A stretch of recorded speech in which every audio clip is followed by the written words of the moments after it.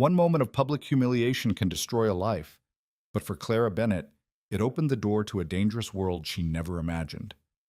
When a powerful stranger steps forward and claims her as his wife in front of hundreds of people, Clara's entire world flips upside down. Lorenzo Moretti, a name that makes the whole city tremble, has chosen her. But what price comes with that lie? And when real love begins to bloom amid violence and power, can Clara survive in his world? Follow this story to the end, hit like, and comment what city you're watching from so I can see how far this story has traveled. Clara Bennett stood in the corner of the Waldorf ballroom trying to make herself invisible, which was harder than it sounded when you were wearing a borrowed dress that didn't quite fit and shoes that pinched with every step. The gala was supposed to be a professional opportunity. Networking, her boss had said, as if Clara had any business rubbing elbows with Manhattan's elite.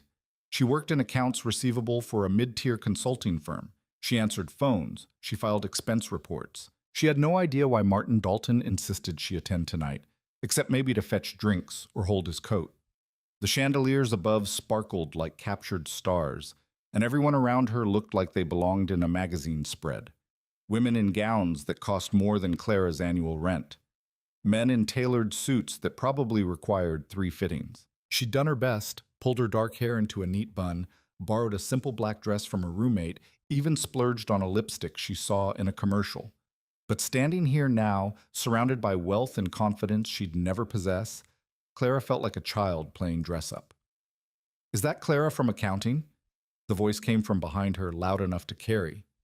Clara's stomach dropped. She turned slowly and saw 3 women from her office, Vanessa, Jill, and Katie, all dressed in designer everything, all looking at her with thinly veiled amusement. "Oh my God, it is," Vanessa said, her smile sharp. "I didn't know they were letting the support staff in tonight." Jill laughed, the sound high and cruel. "Did Martin bring you as his assistant? Someone has to carry his business cards, I guess." Claire's face burned. She wanted to say something cutting, something that would shut them down, but her throat tightened and her mind went blank. This was how it always went. She froze. She smiled. She took it. "That dress is cute," Katie added, her tone dripping with false sweetness. "Very budget-friendly." "Leave her alone." The words came from someone else. A junior analyst named Eric, who Clara barely knew. He stepped between them, his expression uncomfortable but earnest. "Seriously, what's wrong with you?" Vanessa rolled her eyes. "Relax, Eric, we're just talking." "You're being assholes," Eric muttered, but the women had already turned away, their laughter trailing behind them like poison. Clara's hands shook. She pressed them against her sides and forced herself to breathe. It wasn't the first time she'd been the butt of the joke, and it wouldn't be the last. She'd learned a long time ago that people like Vanessa didn't see her as a person, just a target, someone safe to kick because she wouldn't kick back. "You okay?" Eric asked quietly. Clara nodded, not trusting her voice. Eric gave her a sympathetic look and drifted away, probably embarrassed to be associated with her now. She didn't blame him. She needed air. She needed to leave. She'd stayed long enough to make an appearance. Martin couldn't complain. Clara turned toward the exit, weaving through clusters of conversation and champagne-fueled laughter, when a hand caught her elbow. "Clara Bennett!" She turned, startled, and found herself face to face with Martin Dalton himself. Her boss was a man in his 50s with thinning hair, a paunch he tried to hide under expensive suits, and a smile that never reached his eyes. Tonight, he looked particularly pleased with himself. "Leaving already?" Martin asked, though his tone suggested he didn't actually care. Clara hesitated. "I wasn't feeling well." Martin's gaze flicked over her, dismissive. "Before you go, I need you to handle something." Clara's heart sank. "What is it?" "See that gentleman over there?" Martin nodded toward a tall man in a charcoal suit standing near the bar, his back to them. "That's Richard Crane, very important client. I need you to introduce yourself, tell him I'll be over in a moment, and keep him entertained until I'm free." Clara blinked. "Entertained?" "You know, small talk, smile, be pleasant." Martin's tone turned impatient. "You can manage that, can't you?" Clara wanted to say no. She wanted to tell Martin that she wasn't his performing monkey, that she didn't owe him anything beyond her job description, which definitely didn't include playing hostess at a gala. But the words died in her throat, same as always. Okay. Good girl. Martin patted her shoulder like she was a dog and walked away. Clara stood there for a moment, humiliation burning through her chest. Good girl. She was 28 years old and her boss talked to her like she was 12. She looked across the ballroom at Richard Crane, who was now facing her direction. He was older, maybe 60, with slicked back silver hair and a look of profound boredom. Clara forced herself to move. She approached slowly, her pulse hammering, and cleared her throat. Excuse me, Mr. Crane? The man glanced at her, his expression unreadable. Yes? I'm Clara Bennett. I work with Martin Dalton.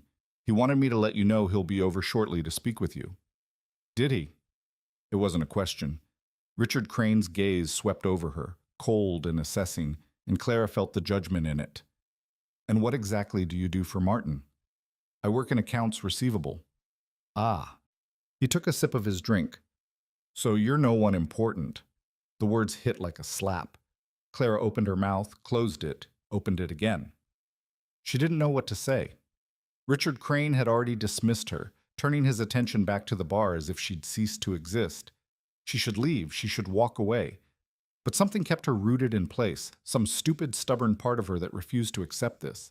She wasn't no one. She wasn't nothing. Actually, Clara said, her voice shaking, she's my wife. The voice came from behind her, deep and smooth, and every head within earshot turned. Clara froze. She didn't recognize the voice, didn't know who had just spoken, but the words hung in the air like a bomb that hadn't exploded yet. She turned slowly. The man standing behind her was tall, easily over 6 feet, with broad shoulders that filled out his black suit perfectly. His hair was dark, swept back in a way that looked effortless, but probably wasn't. His face was striking, all sharp angles and strong lines, with eyes so dark they were almost black. He looked like he'd walked out of a cologne ad, except there was something about him that was too real, too raw. He didn't look friendly. He looked dangerous, and he was looking right at her. Excuse me? Clara whispered. The man stepped forward, closing the distance between them, and placed a hand on the small of her back. The touch was light, almost casual, but it sent a jolt through her entire body. He leaned down slightly, his mouth near her ear, and murmured, "Play along." Then he straightened and addressed Richard Crane with a smile that didn't reach his eyes. "Richard, good to see you." Richard Crane's expression had shifted from boredom to shock. "Lorenzo, I didn't realize you were—" He glanced at Clara, then back at the man. "Lorenzo, she's your wife?" "She is," Lorenzo said smoothly. He kept his hand on Clara's back, anchoring her in place even as her mind screamed at her to run. "We've kept it quiet. You know how the press can be." Clara's heart pounded so hard she thought it might break through her ribs. What the hell was happening? Who was this man, and why was he claiming she was his wife in front of a ballroom full of people? Richard Crane looked like he'd swallowed something sour. "I had no idea. Congratulations." "Thank you." Lorenzo's tone was pleasant, but there was an edge beneath it. "I trust you'll keep this between us. My wife values her privacy." "Of course." Richard Crane's gaze flicked to Clara again, reassessing her now. She could see the shift, the dismissal replaced by wary respect, because she wasn't no one anymore. She was Lorenzo's wife. "Enjoy your evening," Lorenzo said, and without waiting for a response, he guided Clara away. His hand stayed on her back, firm and unyielding, steering her through the crowd toward a quieter corner of the ballroom. Clara's legs moved on autopilot, her mind still stuck on what had just happened. When they were out of earshot, Clara yanked herself free and spun to face him. What the hell was that? Lorenzo looked down at her, his expression unreadable. Up close, he was even more intimidating. His jaw was sharp enough to cut glass, and there was a faint scar running through his left eyebrow that only added to the sense that this was not a man you wanted to cross. "You looked like you needed help," he said simply. "Help?" Clara's voice rose and she forced herself to lower it. "You just told a room full of people that I'm your wife. You don't even know me." "I know enough," Lorenzo said. "You know—" Clara stopped, incredulous. "What does that even mean?" Lorenzo tilted his head slightly, studying her. You work for Dalton Consulting. You handle their accounts receivable. You've been there for 3 years, and you're underpaid and undervalued. Your boss treats you like an errand girl, and your coworkers treat you worse. You're smart, but no one listens to you because you don't fight back. You take it every time. Clara stared at him. Her mouth went dry. How do you... I notice things, Lorenzo said, and I've noticed you. That's... Clara didn't know what it was. Creepy, invasive, completely insane. You can't just go around claiming random women are your wife. You're not random, Lorenzo said, his voice quiet but firm. And I didn't do it on a whim. Then why? Clara demanded. Why me? Lorenzo was silent for a moment. Then he said, 3 weeks ago, I saw you in a coffee shop near your office. You bought a coffee for the woman behind you in line because she was short on cash. Last week, you stayed late to help a coworker finish a report, even though he never thanked you. 2 days ago, you gave your lunch to a homeless man outside your building. You're kind, genuinely kind. That's rare. Clara's chest tightened. She didn't know whether to be flattered or terrified. So you've been stalking me. Observing, Lorenzo corrected. There's a difference. Not a big one, Clara shot back. A faint smile tugged at the corner of Lorenzo's mouth. Fair enough. Clara took a step back, trying to create some distance, some space to think. Look, I don't know who you are or what you want, but you can't just... Lorenzo Moretti. Clara blinked. What? My name. Lorenzo Moretti. He said it like it should mean something. It didn't. Clara shook her head. Am I supposed to know who that is? Lorenzo's smile widened, just slightly. Most people do. Well, I don't, Clara said. And I don't care. You need to go back out there and tell everyone you made a mistake. Tell them I'm not your wife. Tell them... No. Clara froze. No?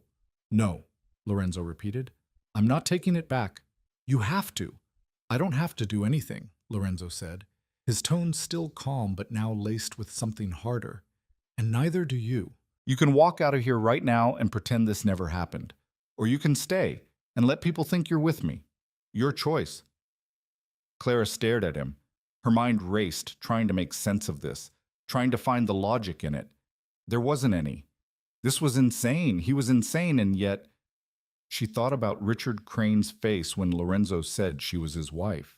The way the dismissal had turned to respect in an instant. She thought about Vanessa and Jill and Katie, about Martin Dalton and his good girl pat on the shoulder. She thought about every time she'd been invisible, every time she'd been nothing. What do you get out of this? Clara asked quietly. Lorenzo's gaze didn't waver. Does it matter? Yes. He considered that. I don't like bullies, he said finally, and I don't like watching good people get stepped on. Clara didn't know what to say to that. She didn't know what to say to any of this. She should leave. She should walk out the door and never look back. But instead, she heard herself ask, what happens now? Lorenzo's smile returned, sharper this time. Now? Now everyone in this room knows you're not someone they can ignore anymore. The rest of the gala passed in a blur. Clara stayed, though she wasn't entirely sure why. Maybe it was curiosity. Maybe it was spite. Maybe it was the way Lorenzo stayed by her side, his presence a wall between her and everyone else. People stared. Of course they did. Whispers followed them everywhere, and Clara could feel the weight of 100 eyes on her back. But no one approached her the way Vanessa had. No one made snide comments or dismissive jokes. They didn't dare, because she was with Lorenzo Moretti. Clara still didn't know who he was, but it was clear everyone else did. The way people looked at him, there was respect, yes, but also something else.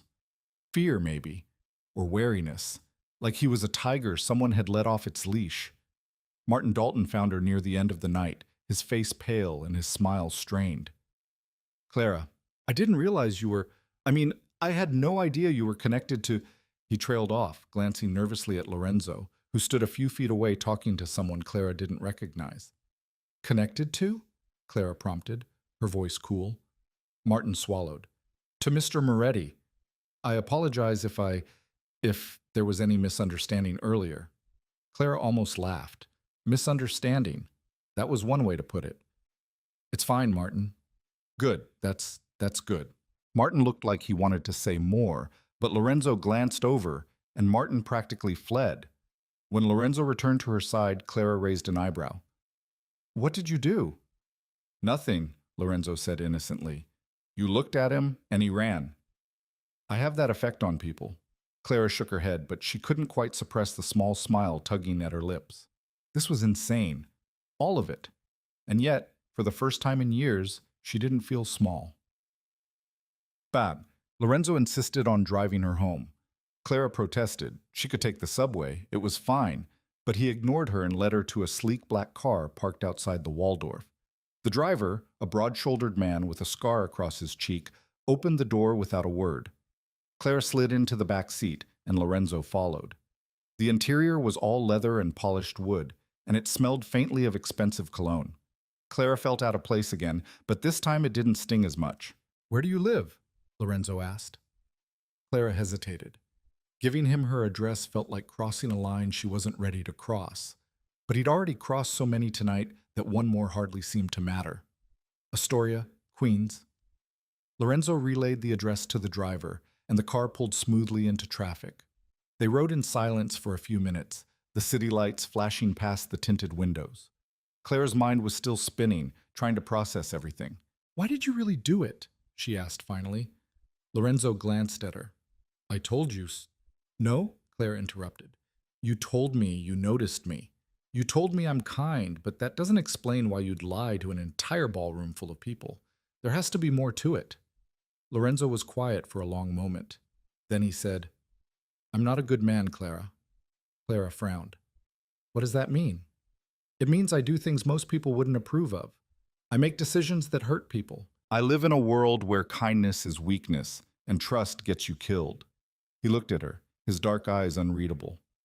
"And then I saw you. You, giving away your lunch to a stranger. You, staying late to help someone who won't even thank you. You standing in that ballroom tonight, taking insult after insult and still trying to be polite. He stopped, as if searching for the right words. "It reminded me that not everyone is rotten." Clara's chest tightened. She didn't know what to say to that. She didn't know if she believed him. But there was something in his voice, something raw and honest, that made her think maybe he was telling the truth. "What you did tonight," Clara said quietly, "it's going to have consequences. For both of us." "I know," Lorenzo said. "People are going to ask questions. They're going to dig into my life, and they're going to figure out I'm nobody."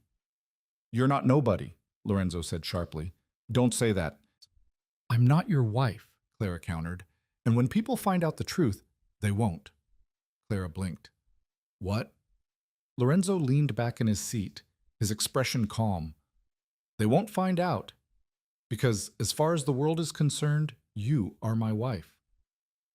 Clara's heart skipped. "You can't be serious." "I'm always serious." "Lorenzo," Clara stopped, unsure how to even begin arguing with this. "You can't just decide we're married. That's not how it works." "It is in my world," Lorenzo said. "I said you're my wife. That makes it true." "That's insane." "Maybe." Lorenzo's gaze didn't waver. "But it's done. And now you have a choice. You can walk away, go back to your life, and deal with the fallout on your own.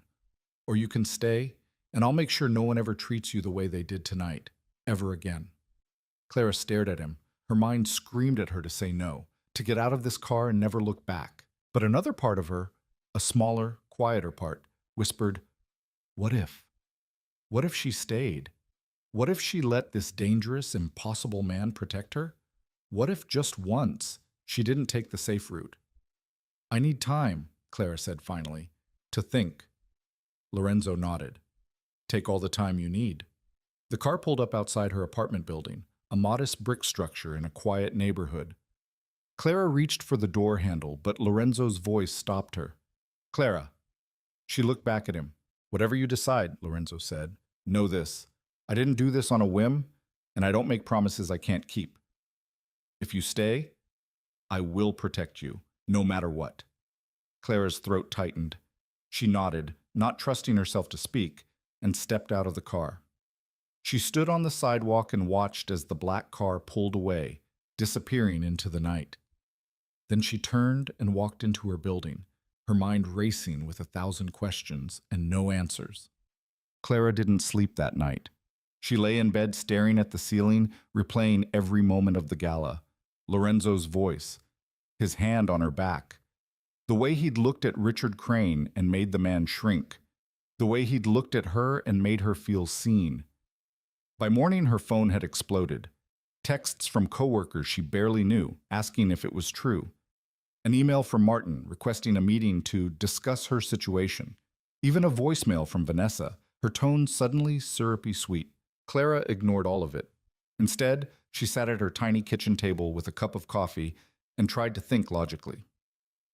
Lorenzo Moretti. She pulled out her laptop and typed his name into the search bar. The results made her blood run cold.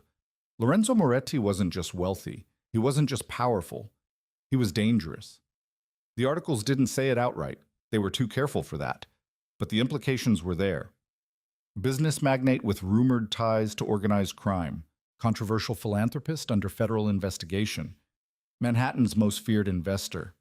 Clara closed the laptop, her hands shaking. She'd tied herself to a criminal, or at least someone everyone thought was a criminal, and now the entire city believed she was his wife. Her phone buzzed. An unknown number. Clara hesitated, then answered. Clara Bennett? The voice was smooth, professional. Yes? This is James Klein. I work for Mr. Moretti. He asked me to check in and see if you needed anything. Clara's mind went blank. No, I'm fine. He also wanted me to let you know that a car will pick you up at 9 tomorrow morning. He'd like to speak with you. I didn't agree to... It's not a demand, James said quickly. Just an invitation. But he hopes you'll accept. Clara closed her eyes. She could say no. She could hang up, block the number, and pretend none of this had happened, but she didn't. Okay, she said quietly. I'll be ready. The car arrived at exactly 9. Clara had spent an hour trying to decide what to wear before settling on jeans and a simple blouse. If Lorenzo Moretti wanted to talk, he could deal with the real her, not some polished version. The driver, the same scarred man from last night, opened the door without a word. Clara climbed in, her stomach twisting with nerves. They drove for 20 minutes, heading toward the Upper East Side. The car finally stopped in front of a sleek high-rise with a doorman and glass doors that probably cost more than Clara's entire apartment. The driver led her inside, past the doorman, who nodded respectfully, and into a private elevator. The elevator opened directly into a penthouse. Clara stepped out and froze. The space was massive, floor-to-ceiling windows overlooking Central Park, minimalist furniture that looked like modern art, and a silence so complete it felt heavy. She'd never been somewhere this expensive in her life. Clara. She turned. Lorenzo stood in the doorway of what looked like a study, dressed casually in dark slacks and a white shirt rolled up to his elbows. He looked less intimidating than he had last night, but no less dangerous. Thanks for coming, he said. Clara nodded, not trusting her voice. Lorenzo gestured toward the study. We should talk. Clara followed him inside. The room was lined with bookshelves, a large desk dominating one corner. Lorenzo closed the door behind them and leaned against the desk, his arms crossed. I imagine you have questions, he said. A few, Clara said dryly. Lorenzo smiled faintly. Ask. Who are you? Really? I told you. Lorenzo Moretti. I Googled you, Clara said. The articles are mostly bullshit, Lorenzo interrupted, but not entirely. Clara's stomach dropped. So you are involved in things most people wouldn't approve of? Yes. Lorenzo's gaze didn't waver. I own businesses, legitimate ones, but I also have connections, relationships that exist in gray areas. I'm not a saint, Clara. I never claimed to be. Why me? Clara asked, her voice barely above a whisper. If you're this powerful, this connected, why would you tie yourself to someone like me? Lorenzo pushed off the desk and took a step toward her. Because you're exactly what I said. Kind, real, untouched by the ugliness of my world. And because when I saw you last night, standing there taking abuse from people who aren't worth your time, I wanted to do something about it, so I did. But No buts, Lorenzo said firmly. I made my choice. Now you make yours. Stay, and I'll protect you. Leave, and I'll make sure no one connects you to me ever again. But decide, Clara, because I don't do half measures. Clara's heart pounded. She looked at him. This man who was a stranger and yet somehow wasn't. She thought about the gala, about the way he'd made her feel powerful. She thought about Vanessa's voice, dripping with contempt. She thought about Martin's good girl Pat. And she thought about the way Lorenzo had said, "You're not nobody." If I stay, Clara said slowly, what does that mean? What do you expect from me? Nothing you're not willing to give, Lorenzo said. I'm not asking you to fall in love with me, Clara. I'm asking you to let me protect you, to let people think we're together so they'll leave you alone. Everything else? That's up to you. Clara took a shaky breath. This was insane. Completely, utterly insane. But maybe insane was exactly what she needed. Okay, she said. Lorenzo's expression shifted. Surprise, maybe, or relief. Okay? I'll stay, Clara said. For now. But I have conditions. Name them. I want honesty. If I ask you something, you tell me the truth. No lies. Done. And I want my own space. I'm not moving in here. Not yet. Lorenzo nodded. Fair enough. And Clara hesitated. I want to know what I'm getting into. All of it. No surprises. Lorenzo's jaw tightened, but he nodded. I'll tell you what I can. Some things are better left unknown. That's not good enough, Clara said. Lorenzo studied her for a long moment. Then he sighed. You're right. Okay. I'll tell you everything, but not today. Today, we figure out how to make this believable. Tomorrow I'll answer every question you have. Deal? Clara considered that. Then she nodded. Deal. Lorenzo extended his hand. Clara looked at it, then took it. His grip was firm, warm, and it sent a jolt through her that she tried to ignore. Welcome to my world, Clara Bennett, Lorenzo said. Clara wasn't sure if that was a promise or a threat. Maybe both. But she'd made her choice, and now she had to live with it. The first week was a disaster. Clara returned to work Monday morning expecting things to be different, but she wasn't prepared for how different. The second she stepped through the glass doors of Dalton Consulting, heads turned. Conversation stopped mid-sentence. People stared at her like she'd grown a second head. Vanessa intercepted her before she even reached her desk. Clara, oh my God, we need to talk. Clara tried to sidestep her. I have work to do. Forget work. Vanessa grabbed her arm, her grip tight enough to hurt. Is it true? Are you really married to Lorenzo Moretti? I don't think that's any of your business, Clara said, pulling free. It's everyone's business, Vanessa shot back. Do you have any idea who that man is? What he's connected to? Clara's stomach twisted. I know enough. Do you? Vanessa's eyes narrowed. Because I did some digging, and the things I found… Clara, you need to be careful. This isn't some fairy tale. Lorenzo Moretti is dangerous. Thanks for the concern, Clara said flatly. But I'm fine. She walked past Vanessa and headed for her desk, but the whispers followed her. She could hear snippets. Married. Moretti. How did she… What does he see in her? And each one felt like a needle under her skin. By lunch, Martin had called her into his office. Clara, he said, his smile too wide, too eager. Sit, please. Clara sat, her hands folded in her lap. Martin leaned back in his chair, trying to look casual and failing. I wanted to apologize, he said. For the other night, I didn't realize you were… Well, I didn't know about your connection to Mr. Moretti. It's fine, Clara said. No, it's not fine. Martin waved his hand dismissively. You're clearly an important asset to this company, and I should have recognized that sooner. In fact, I'd like to discuss a promotion. Clara blinked. A promotion? Assistant account manager, Martin said. More responsibility, better pay. You've earned it. Clara stared at him. She'd worked at Dalton Consulting for 3 years. She'd asked for a raise twice and been turned down both times. She'd watched less qualified people get promoted while she stayed stuck in the same position. And now, because Martin thought she was connected to Lorenzo Moretti, Suddenly she'd earned it? I'll think about it, Clara said. Martin's smile faltered. Think about it? Yes? Clara stood. Is there anything else? Martin looked like he wanted to argue, but he just shook his head. No. That's all. Clara walked out, her hands shaking. She should be happy. She should take the promotion and run.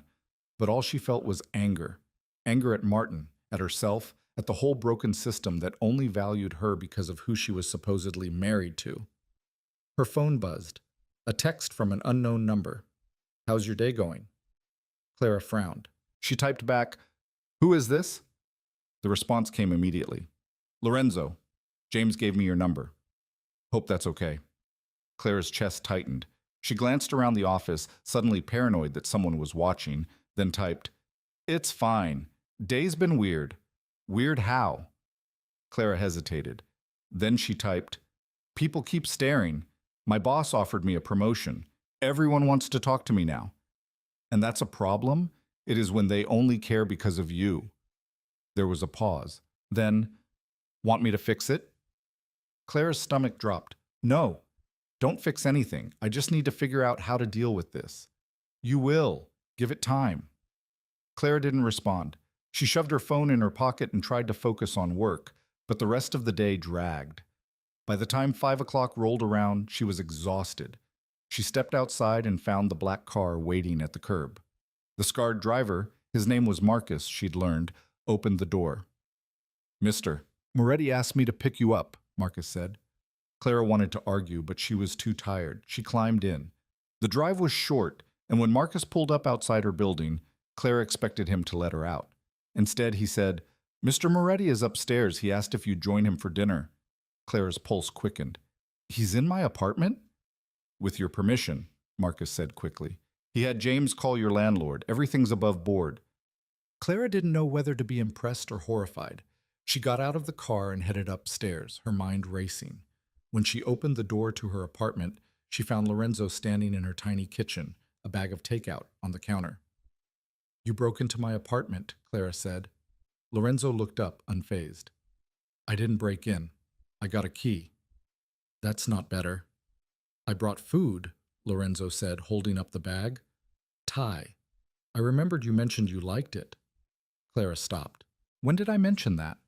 Lorenzo's expression shifted, just slightly, like he'd been caught. You ordered it at lunch last week. I happened to notice. You happened to notice, Clara repeated slowly. Are you still watching me? I'm making sure you're safe, Lorenzo said. There's a difference. No, there isn't. Clara crossed her arms. You can't just show up here, Lorenzo. You can't just... I'm sorry. The words were quiet, but they stopped Clara mid-sentence. Lorenzo set the bag down and looked at her, his expression serious. You're right. I should have asked. I'm used to doing things my way, and I didn't think. I'm sorry. Clara didn't know what to say. She'd expected him to argue, to justify it, but he'd just apologized, and he looked like he meant it. Okay, she said finally. Okay? You can stay, for dinner. But next time, you ask first. Lorenzo nodded. Deal. They ate sitting on Clara's worn couch, the containers spread out on the coffee table. It was surreal. Lorenzo Moretti, one of the most powerful men in New York, eating pad thai in her cramped apartment like it was the most normal thing in the world. How was work? Lorenzo asked. You mean aside from everyone treating me like a zoo animal? Clara said dryly. Lorenzo's jaw tightened. That bad? My boss offered me a promotion, Clara said. Not because I'm good at my job, because he thinks I'm connected to you. You are connected to me. You know what I mean? Clara set down her chopsticks. I don't want special treatment because people are afraid of you. I want to earn things on my own. Then quit, Lorenzo said. Clara blinked. What? Quit your job. You hate it. Your boss is an asshole. Your coworkers are worse, and you're wasting your talent filing expense reports. Lorenzo leaned back, his gaze steady. You want to earn things on your own? Start fresh somewhere else. I'll help you find something better. I don't need your help, Clara said automatically. I know you don't, Lorenzo said, but I'm offering anyway. Clara looked at him, searching his face for some sign that this was manipulation, some ulterior motive, But all she saw was honesty. He meant it. He actually meant it. "I'll think about it," Clara said finally. "That's all I'm asking." They finished eating in silence, and when Lorenzo stood to leave, Clara walked him to the door. He paused in the doorway, his hand on the frame. "Clara," he said, "I know this isn't easy, and I know I'm asking a lot, but I meant what I said. I'm going to protect you, whatever it takes." Clara's throat tightened. "Why do you care so much?" Lorenzo was quiet for a long moment. Then he said, "Because no one protected me when I needed it, and I don't want that for you." Before Clara could respond, he was gone. She stood in the doorway, staring at the empty hallway, her chest aching with something she couldn't name. The next few days fell into a strange rhythm. Lorenzo texted her every morning, nothing intrusive, just a simple, "How are you?" or "Sleep well." Clara found herself looking forward to the messages, even though she told herself she shouldn't. He sent a car to pick her up from work, and twice he showed up at her apartment with dinner. They talked about everything and nothing: her childhood, his businesses, her favorite books, his hatred of modern art. He was easy to talk to, which surprised her. She'd expected someone colder, more distant, but Lorenzo listened when she spoke. Really listened. But there were moments when she saw the other side of him. The dangerous side. Like when a man approached them outside a restaurant, his tone aggressive, and Lorenzo's entire demeanor shifted. His voice dropped, his posture changed, and the man backed off without another word. Or when Clara mentioned a coworker who'd been harassing her, and Lorenzo's expression turned to ice. "What's his name?" Lorenzo asked. "It doesn't matter," Clara said quickly. "I handled it." "Clara, I said I handled it." Lorenzo didn't push, but Clara saw the way his jaw tightened, the way his hands flexed. She made a mental note to never tell him if someone actually hurt her. She wasn't sure what he'd do, and she didn't want to find out. On Friday, Lorenzo invited her to dinner at his penthouse. Clara almost said no. Her apartment was one thing, but his space felt too intimate, too real. But she agreed because some part of her wanted to see him again. When she arrived, Lorenzo was in the kitchen, actually cooking. Clara stopped in the doorway, staring. "You cook?" she asked. Lorenzo glanced up, a faint smile tugging at his lips. "Why is that surprising?" "Because you're, Clara gestured vaguely. "You. I assumed you had a chef." "I do," Lorenzo said. "But I like cooking. It's calming." Clara watched as he moved around the kitchen with an ease that seemed at odds with everything else about him. He was making pasta, fresh pasta, from scratch. She didn't even know that was possible. "Can I help?" Clara asked. Lorenzo handed her a knife. "Chop the basil." They worked in comfortable silence, and when the food was ready, they ate at the dining table overlooking the park. The pasta was incredible, better than anything Clara had ever tasted. She told him so, and Lorenzo looked genuinely pleased. "My grandmother taught me," he said. "She used to say that if you can't feed the people you care about, you're useless." "She sounds wise," Clara said. She was. Lorenzo's expression darkened slightly. "She died when I was 16. "I'm sorry," Clara said quietly. Lorenzo shook his head. "It was a long time ago." Clara wanted to ask more. What happened? How he ended up in this world? But she didn't. Not yet. Instead, she said, "Tell me about your businesses. The legitimate ones." Lorenzo smiled faintly. "Real estate, mostly. I buy buildings, renovate them, sell them, some investments, a few restaurants." "That doesn't sound so bad," Clara said. "It's not," Lorenzo agreed. "But it's not the whole picture." "Then tell me the whole picture," Clara said. Lorenzo set down his fork, his gaze steady. "I told you I'd be honest. So here it is. I have connections to people who operate outside the law. I don't deal drugs, I don't traffic people, and I don't hurt anyone who doesn't deserve it. But I know people who do. And sometimes I help them. I launder money. I provide alibis. I make problems disappear. I'm not a saint, Clara. I never claimed to be." Clara's stomach twisted. She'd known on some level that this was the truth, but hearing it out loud made it real. "Have you ever killed anyone?" Lorenzo didn't flinch. "Yes." Clara's breath caught. "Who?" People who tried to kill me first, Lorenzo said. People who hurt my family. I don't kill for fun, Clara, but I don't lose sleep over it either. Clara looked down at her plate, her appetite gone. She didn't know what to say. She should be horrified. She should leave. But instead, she just felt tired. Tired of pretending she didn't know what she was getting into. Tired of lying to herself. Why are you telling me this? Clara asked. Because you asked, Lorenzo said simply. And because I don't want you to find out from someone else. I don't want you to think I lied to you. Clara looked up at him. Do you regret it? Any of it? Lorenzo considered that. Some of it. Not all.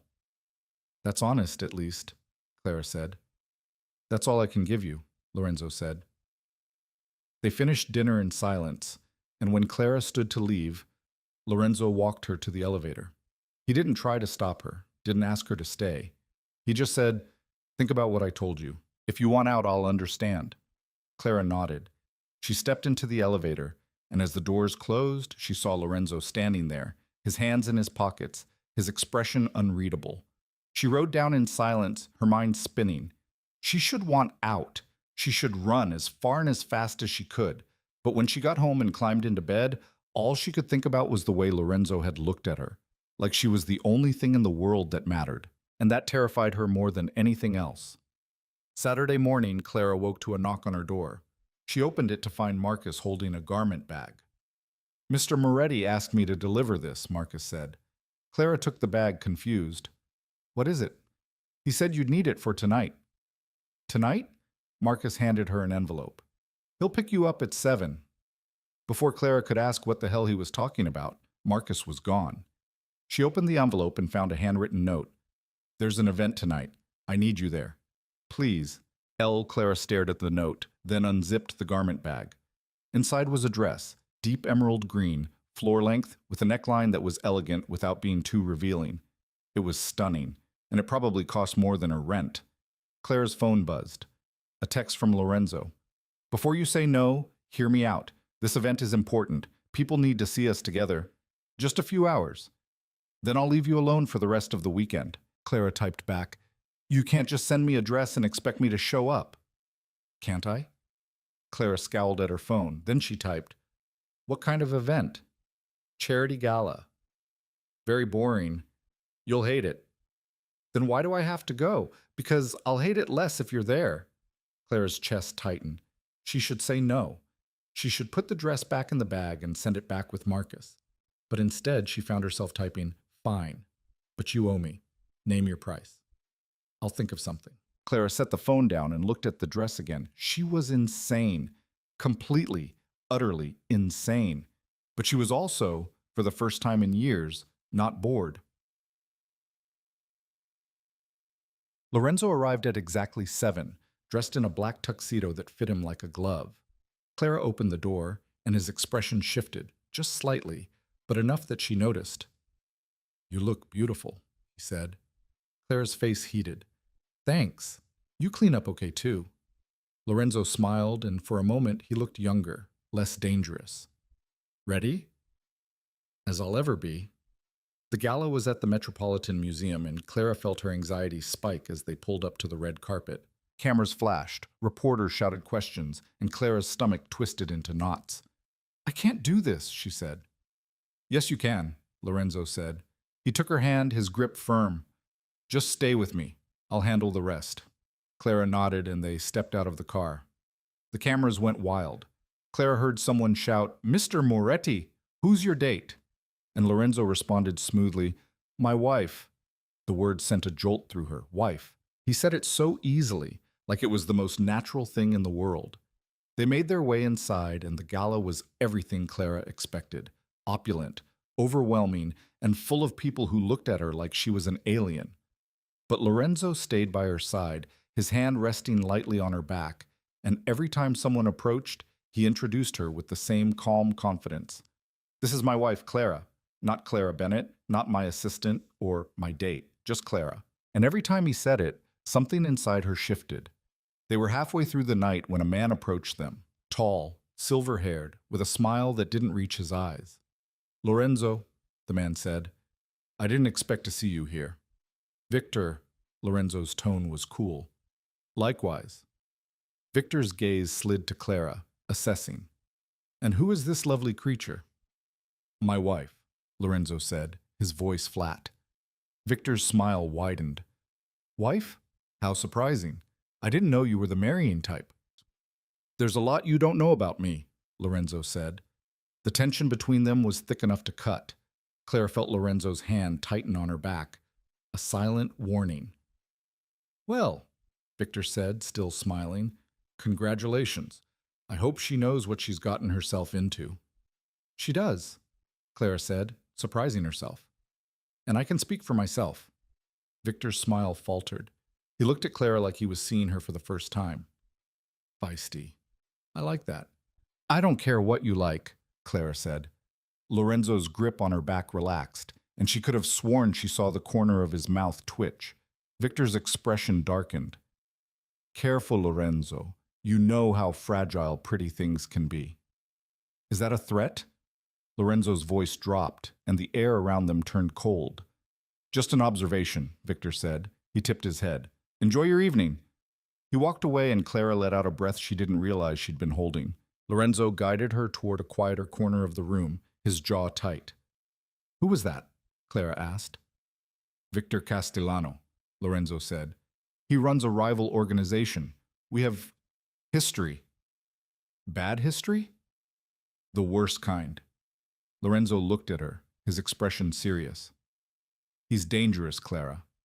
If he approaches you again, you walk away. You don't engage. Understood? Understood, Clara said. Her heart was still racing. Did he just threaten me? He tried to, Lorenzo said. But you shut him down. Clara blinked. I did? You did. Lorenzo's expression softened. You were incredible. Clara didn't know what to say to that. She looked away, her face heating, and Lorenzo's hand found hers. Come on, he said. Let's get out of here. They left the gala early, and Lorenzo drove her home himself. No Marcus, no driver. They didn't talk much, but the silence wasn't uncomfortable. When they reached her building, Lorenzo walked her to her door. Thank you, he said. For tonight, I know it wasn't easy. It wasn't so bad, Claire admitted. Except for Victor. Lorenzo's jaw tightened. I'll handle him. Lorenzo, I'll handle him, Lorenzo repeated, his tone leaving no room for argument. Clara looked at him, this man who was so determined to protect her, even from threats she didn't fully understand. You don't have to do this, you know. Protect me. I'm not actually your wife. Yes, you are, Lorenzo said quietly. Clara's breath caught. What? You are my wife, Lorenzo said. Maybe not legally, not yet, but in every way that matters, you are, and I protect what's mine. Clara's chest tightened. She didn't know whether to argue or kiss him. In the end, she did neither. She just nodded, her throat too tight to speak. Lorenzo leaned down and pressed a kiss to her forehead, soft, brief, but it burned. Good night, Clara. Good night, Clara whispered. She watched him walk away, and when she finally closed the door, she leaned against it and let out a shaky breath. This was getting too real, too fast, and she had no idea how to stop it, or if she even wanted to.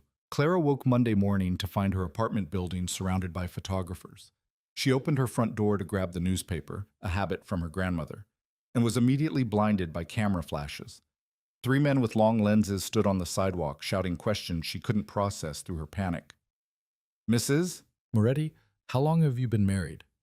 Clara, did you know about Lorenzo's past? Is it true you met at a charity event? Clara slammed the door and locked it, her heart hammering. She grabbed her phone and called Lorenzo. He answered on the first ring. They're outside my building, Clara said, her voice shaking. There are photographers everywhere. I know, I'm sending Marcus. Pack a bag. What? No, I have work. You're not going to work today, Lorenzo said firmly. Pack enough for a few days. Marcus will be there in 10 minutes. Lorenzo. Clara, please. Trust me. The line went dead. Clara stood there, phone in hand, her mind racing. She should argue. She should insist on going to work, on maintaining some semblance of normal life. But the fear in her chest was real, and she didn't want to face those cameras alone. She packed quickly, jeans, sweaters, the basics, and was zipping her bag when someone knocked. She checked the peephole and saw Marcus, his broad frame blocking most of the door. "Ready?" he asked when she opened it. Clara nodded. Marcus took her bag and led her down the back stairs, avoiding the front entrance entirely. A black SUV waited in the alley, engine running. Clara climbed in, and Marcus pulled away before she could change her mind. They didn't go to Lorenzo's penthouse. Instead, Marcus drove north, out of the city, into Westchester. The buildings gave way to trees, the noise to silence. After an hour, they turned down a private road and stopped in front of a house. No, not a house. An estate.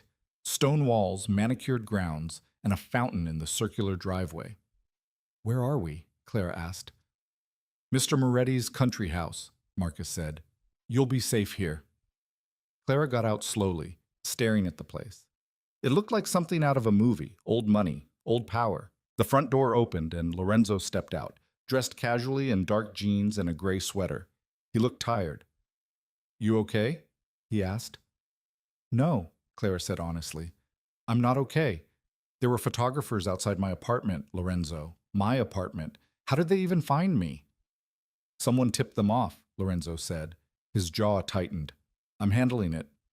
"How?" "You don't want to know." "Yes, I do," Clara insisted. "You keep saying you'll be honest with me, so be honest. What are you going to do?" Lorenzo sighed. "I'm going to find out who sold the information and make sure they regret it. That's all you need to know." Clara wanted to argue, but she was too exhausted. She followed Lorenzo inside, and the interior was as impressive as the exterior. High ceilings, antique furniture, art that probably cost more than most people made in a lifetime.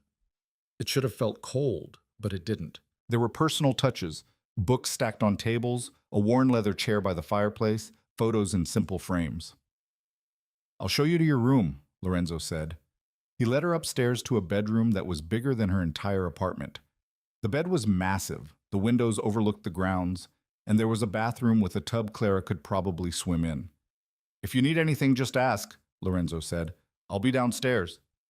"Wait," Clara turned to face him. "What am I supposed to do here, just hide?" "Not hide," Lorenzo said. "Just take a breath.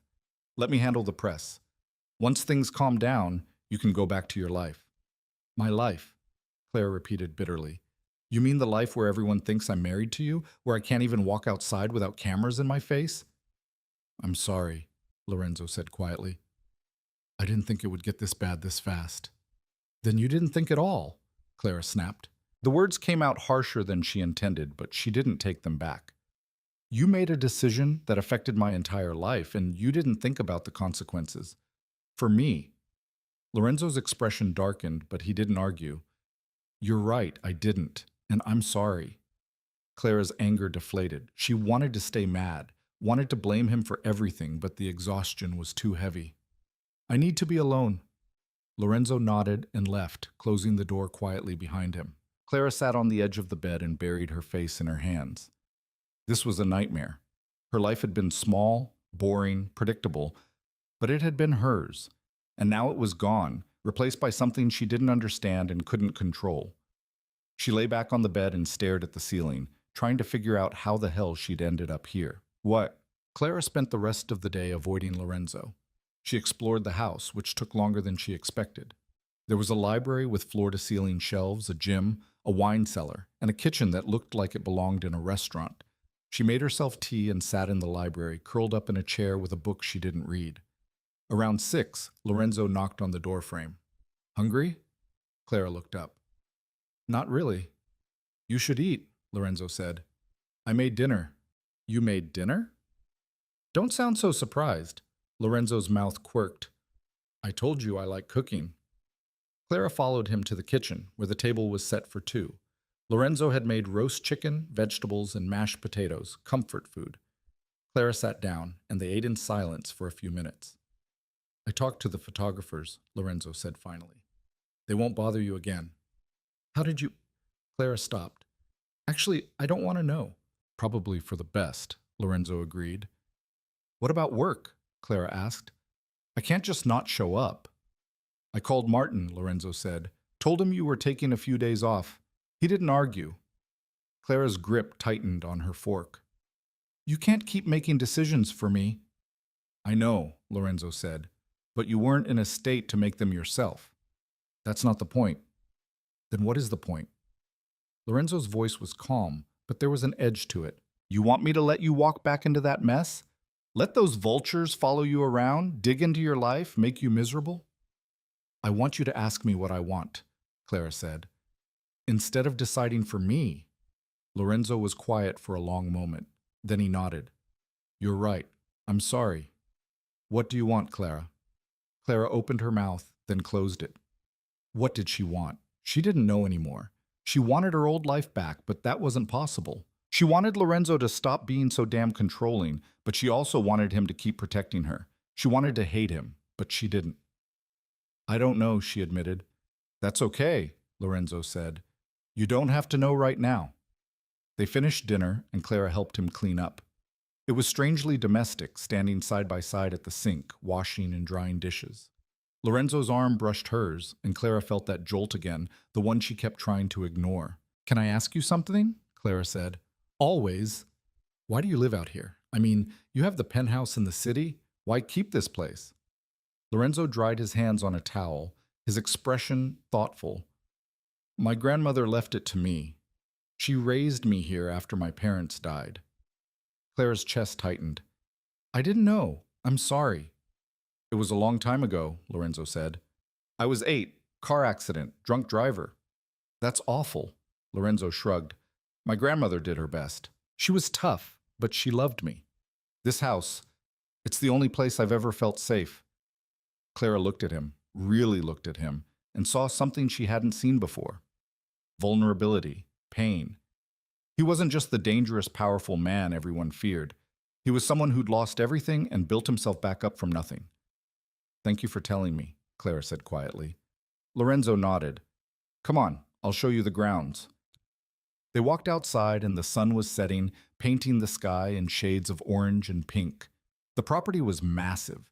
Gardens, a pond, woods that stretched as far as Clara could see. They walked in comfortable silence, and for the first time since the gala, Clara felt like she could breathe. It's beautiful here, she said. It is, Lorenzo agreed. I don't come out as often as I should. Too much work in the city. Maybe you should make time, Clara said. Lorenzo glanced at her. Maybe. They reached the pond, and Lorenzo sat on a bench overlooking the water. Clara sat beside him, close enough that their shoulders almost touched. Can I ask you something now? Lorenzo said. Sure. Do you regret it, saying yes to all this? Clara considered the question. Did she regret it? Her life was upside down, her privacy was gone, and she was tied to a man who terrified and fascinated her in equal measure. But she also wasn't invisible anymore. She wasn't the woman who took insults and smiled. She was someone people noticed, someone people respected, even if it was only because of Lorenzo. I don't know yet, Clara said. Ask me again in a month. Lorenzo smiled faintly. Fair enough. They sat there as the sun disappeared and the stars came out, and Clara realized she didn't want to leave. Not yet. Maybe not ever. And that scared her more than anything else. Well, the next morning, Clara woke to sunlight streaming through the windows and the smell of coffee. She got dressed and went downstairs where Lorenzo was in the kitchen reading the newspaper. Morning, he said without looking up. Morning. Clara poured herself a cup of coffee and sat across from him. What's the plan today? No plan, Lorenzo said. You're free to do whatever you want. Read, explore, relax. Marcus can drive you back to the city if you want to leave. You're not going to keep me prisoner here? Lorenzo looked up, his expression serious.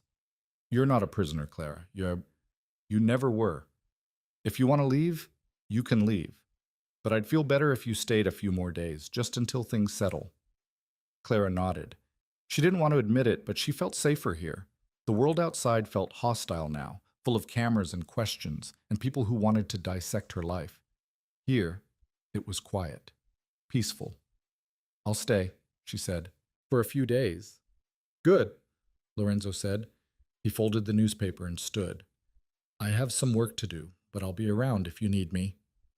Clara spent the morning in the library, actually reading this time. Around noon, her phone buzzed with a call from an unknown number. She hesitated, then answered. Clara Bennett? The voice was male, professional. Yes? This is Detective Ryan Hayes, NYPD. I'd like to ask you a few questions about Lorenzo Moretti.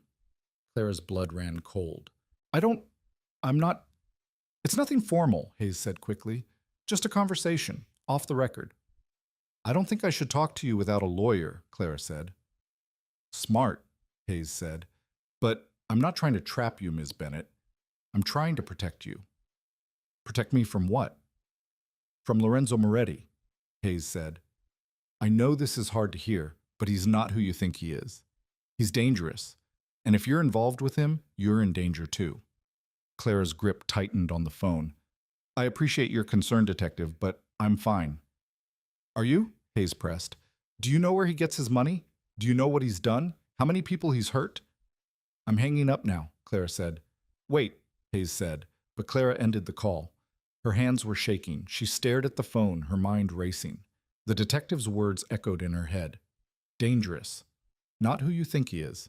In danger. She knew all that. Lorenzo had told her himself, but hearing it from someone else made it real in a way it hadn't been before. Who was that? Clara jumped. Lorenzo stood in the doorway, his expression unreadable. A detective, Clara said. Hayes, he wanted to talk about you. Lorenzo's jaw tightened. What did he say?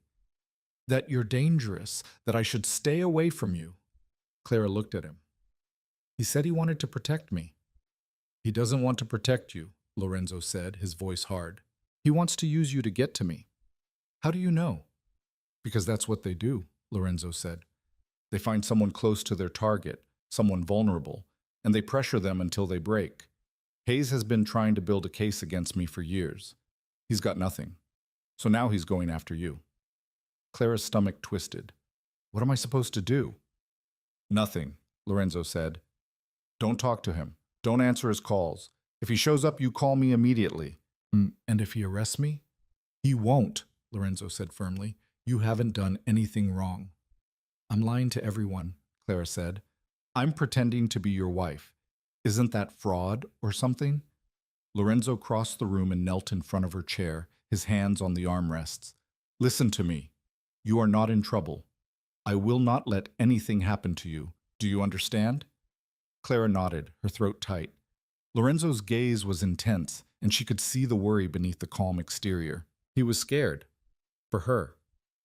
Okay, she whispered. Lorenzo stood and pulled out his phone. I'm calling my lawyer. He'll handle Hayes. You don't have to deal with this. Lorenzo. I mean it, Clara. This is on me, not you. Clara watched him walk away, already dialing, and she felt the weight of everything crashing down. She wasn't just pretending anymore. She wasn't just playing a role. She was in this, really in this. And there was no easy way out. But that night, Lorenzo knocked on her bedroom door. Clara opened it to find him standing there, looking more exhausted than she'd ever seen him. Can I come in? He asked. Clara stepped aside, and Lorenzo walked to the window, staring out at the dark grounds. My lawyer says Hayes is fishing, Lorenzo said. He doesn't have anything concrete, but he's not going to stop. What does that mean for me? It means you need to be careful, Lorenzo said. Don't talk to anyone you don't trust. Don't give interviews. And if anyone approaches you claiming to be law enforcement, you call me first. This is insane, Clara said. I'm not cut out for this. I file expense reports, Lorenzo. I don't deal with detectives and lawyers, and I know, Lorenzo said. He turned to face her. And I'm sorry. I pulled you into my world without thinking about what it would cost you. That was selfish. Yes, it was, Clara said, but her voice lacked heat.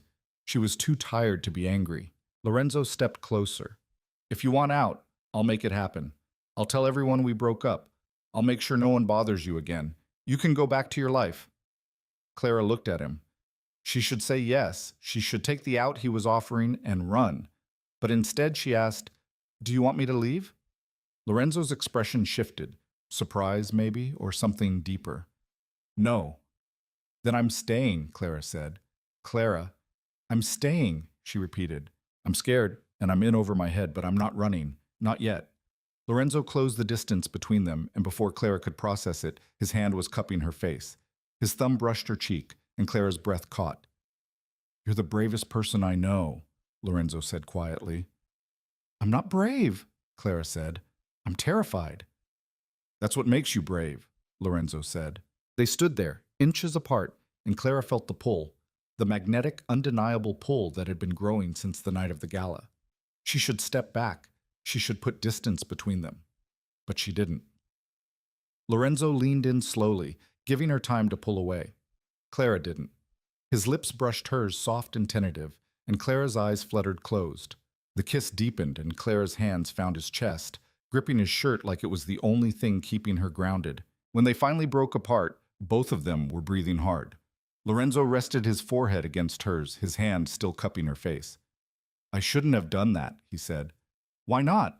Clara asked. Because you deserve better than this. Better than me. What if I don't want better? Clara said. What if I just want you? Lorenzo's eyes searched hers, and Clara saw the conflict there, the desire, the fear, the guilt. Then he kissed her again, harder this time, and Clara stopped thinking. She just felt. They stumbled toward the bed, hands fumbling, breaths ragged. Lorenzo pulled back just long enough to ask, Are you sure? Yes, Clara said. She'd never been more sure of anything in her life. Clara woke the next morning to find Lorenzo already awake, sitting on the edge of the bed with his head in his hands. Hey, she said softly. Lorenzo looked back at her, and his expression was torn. I shouldn't have. Last night was a mistake. Clara's chest tightened. A mistake? Not like that, Lorenzo said quickly. He turned to face her fully. I don't regret it, but I took advantage of you. You were vulnerable, and I— Stop, Clara interrupted. She sat up, pulling the sheet around her. I made my own choice. You didn't take advantage of me. I wanted it. Clara— No, listen, Clara said firmly. I'm not some helpless victim, Lorenzo. I knew what I was doing, and if you're going to apologize for last night, you can leave right now. Lorenzo stared at her, and then slowly, he smiled. You're something else, you know that? So I've been told, Clara said. Lorenzo reached out and tucked a strand of hair behind her ear. I don't know how to do this. Relationships, feelings, it's not my world. It's not mine either, Clara admitted. But maybe we can figure it out together. Lorenzo's smile widened. Maybe. They spent the rest of the morning in bed, talking and laughing and learning each other. Clara told him about her childhood, her parents who died when she was young, her grandmother who raised her, the quiet life she'd always thought she wanted. Lorenzo told her about his grandmother, about the empire he'd built, about the enemies he'd made along the way. Do you ever wish it was different? Clara asked. That you could just be normal? Every day, Lorenzo admitted. But normal isn't an option for me. Not anymore. Why not? Because I've done too much, hurt too many people. There's no walking away from that. Clara reached for his hand. You're not a monster, Lorenzo. You've made mistakes, but that doesn't mean you can't change. I don't know if I can, Lorenzo said. Then let me help you, Clara said. Lorenzo looked at her, his dark eyes full of something she couldn't name. Then he leaned in and kissed her, slow and deep, and Clara felt something shift. This wasn't just physical anymore. This was real, and that terrified her more than anything else ever had.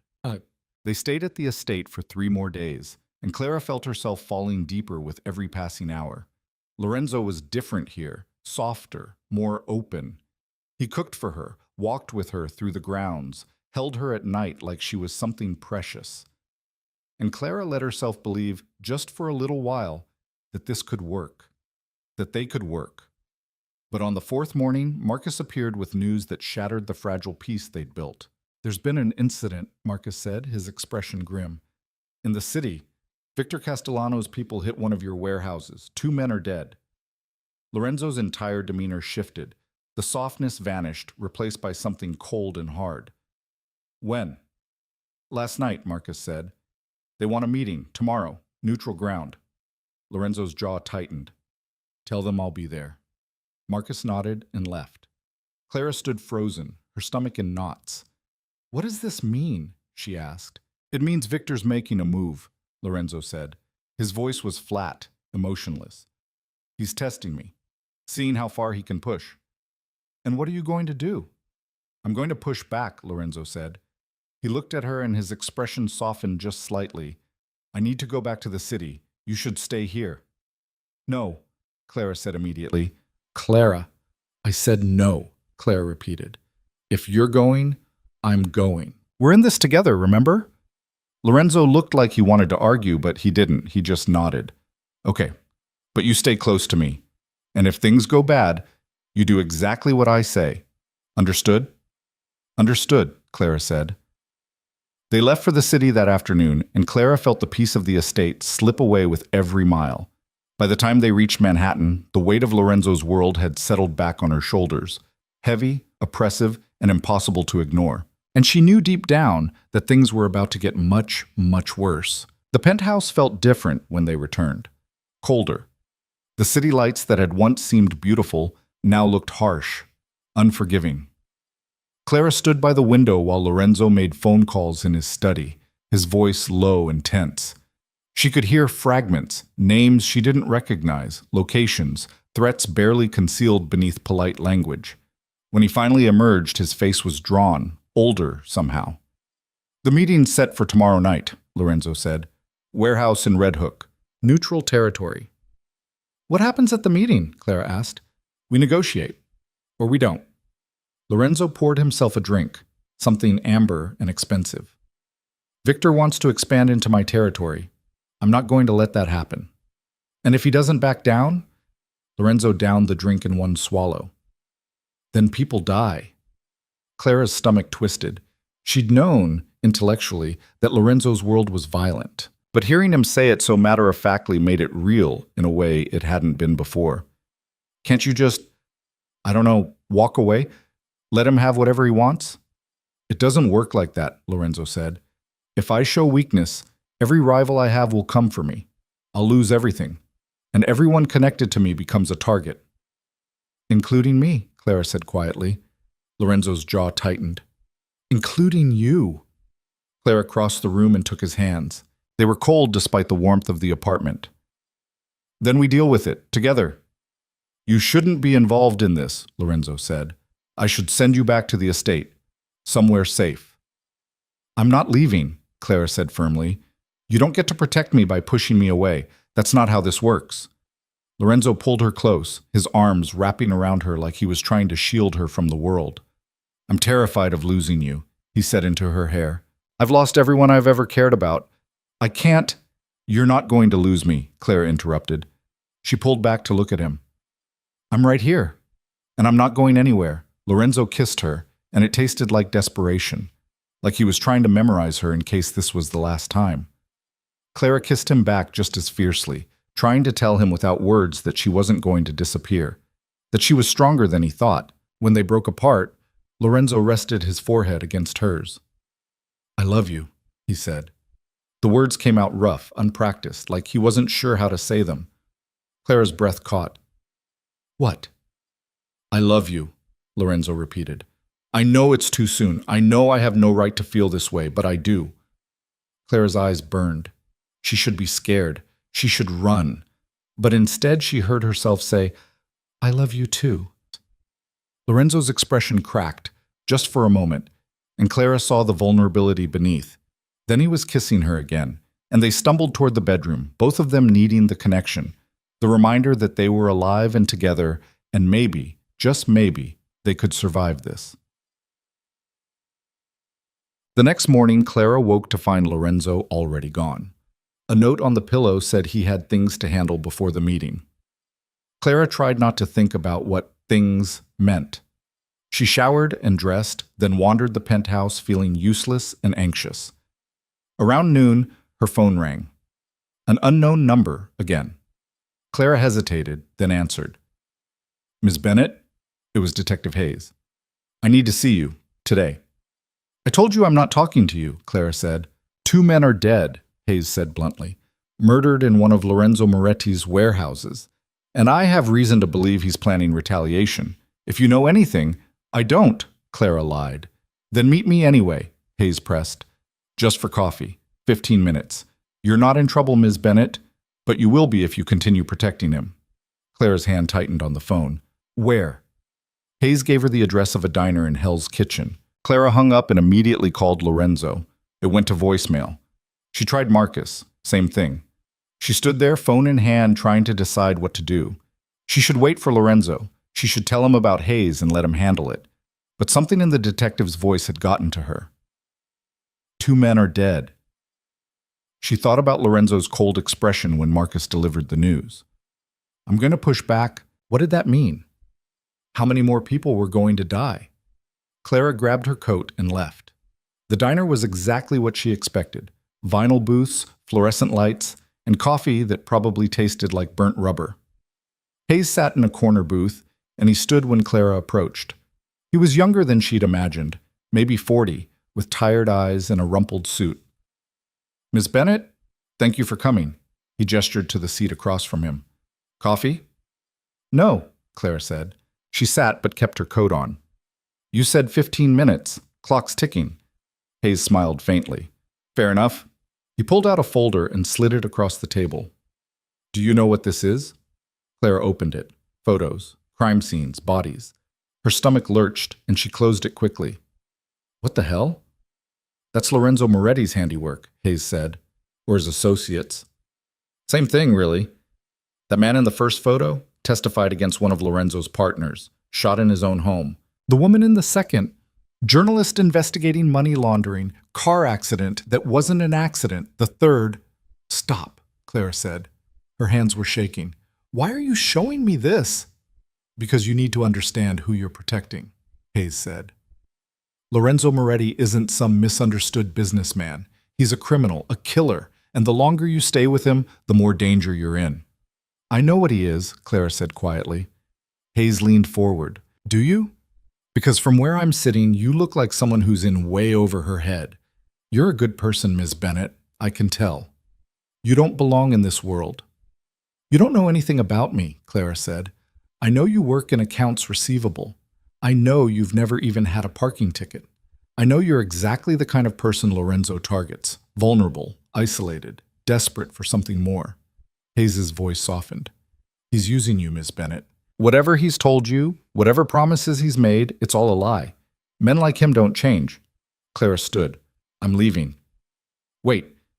Hayes reached across the table, but Clara was already walking away. She pushed through the door and out onto the street, her heart racing. She pulled out her phone and called Lorenzo again. This time he answered. Where are you? He asked immediately. Hell's Kitchen.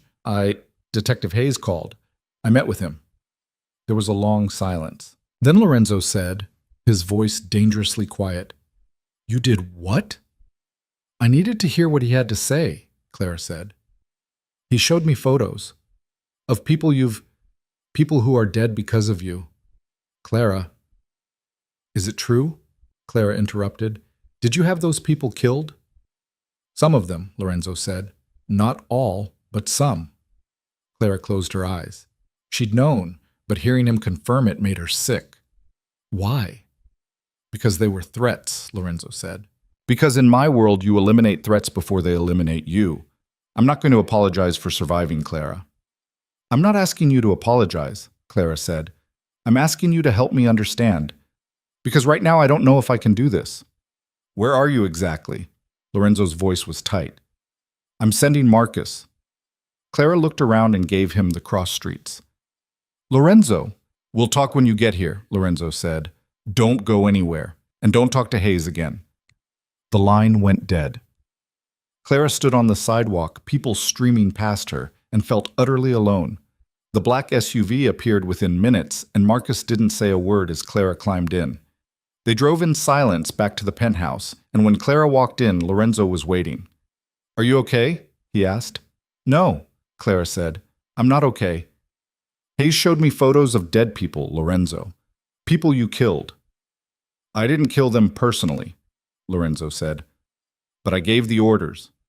Yes. How many? Clara asked. Lorenzo's jaw tightened. Do you really want to know? Yes. 7, Lorenzo said. Over the past 10 years, 7 people who were going to destroy everything I built. 7 people who would have killed me if I hadn't acted first. Clara's legs felt weak. She sat on the couch, her head in her hands. This is insane. This whole thing is insane. Lorenzo sat beside her. I told you who I was. I didn't hide it. I know, Clara said. But knowing it and seeing it are different things. Do you want to leave? Lorenzo asked quietly. Clara looked at him. His expression was neutral, but she could see the fear in his eyes. He was waiting for her to say yes, to walk away like everyone else had. And part of her wanted to. Part of her wanted to run as far and as fast as she could. But another part, a larger part, couldn't imagine leaving him.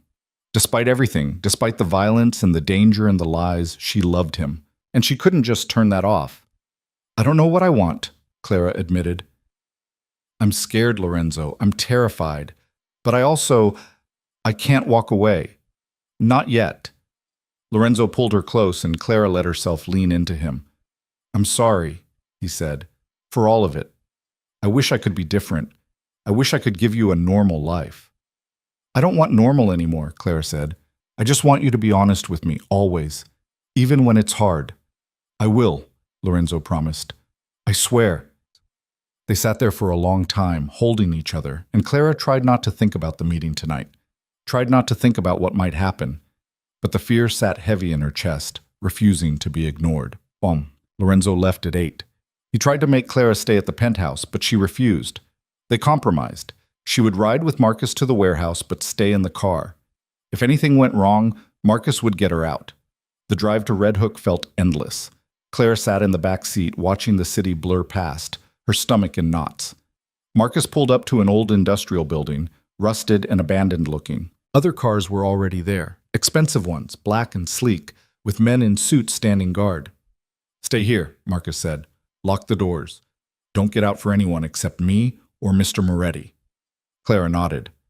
Marcus got out and joined the other guards, and Clara was alone. She watched as Lorenzo emerged from another car, flanked by 2 men she didn't recognize. He looked calm, controlled, every inch the dangerous man everyone feared. He disappeared inside the warehouse, and Clara's heart hammered against her ribs. Minutes passed, then 10, then 20. Clara's phone buzzed with a text from Lorenzo. Everything's fine. This might take a while. Stay put. Clara typed back, be careful. Always. Clara tried to relax, but the silence was oppressive. She watched the guards outside, their faces impassive, and wondered what was happening inside. Negotiations. Threats. Maybe violence. She didn't know, and that made it worse. At the 30-minute mark, something changed. The guards tensed. One of them spoke urgently into his radio. Then gunfire erupted. Clara screamed. The sound was deafening, sharp cracks that echoed off the metal walls. The guards scattered, some returning fire, some running for cover. Clara ducked down in the seat, her heart racing so fast she thought she might pass out.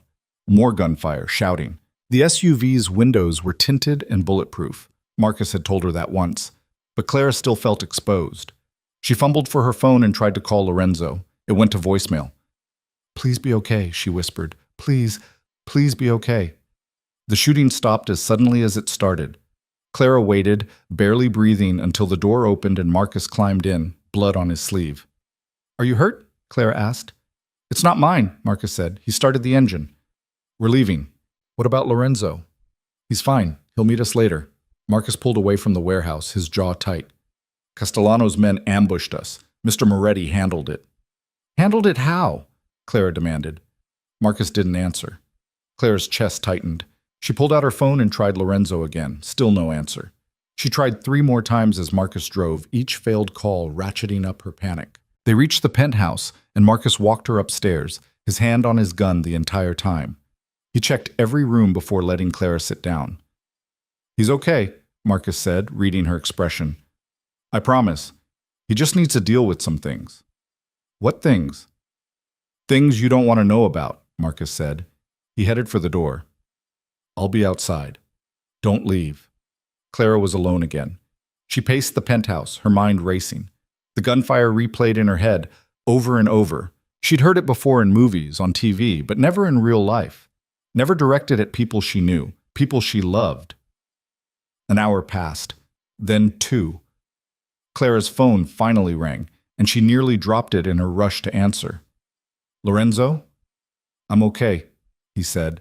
His voice was rough, tired. I'm on my way back. What happened?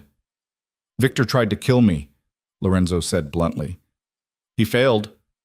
Clara's stomach dropped. Are you hurt? Bruised, nothing serious. There was a pause. Clara, I need you to listen to me. Things are going to get worse before they get better. Victor declared war tonight. That means everyone connected to me is a target, including you. What does that mean? It means you're not safe here anymore, Lorenzo said. I'm sending you somewhere no one can find you, just for a few days, until I handle this. No, Clara said immediately. I'm not leaving you. Clara, I said no, Clara interrupted. We're in this together, remember?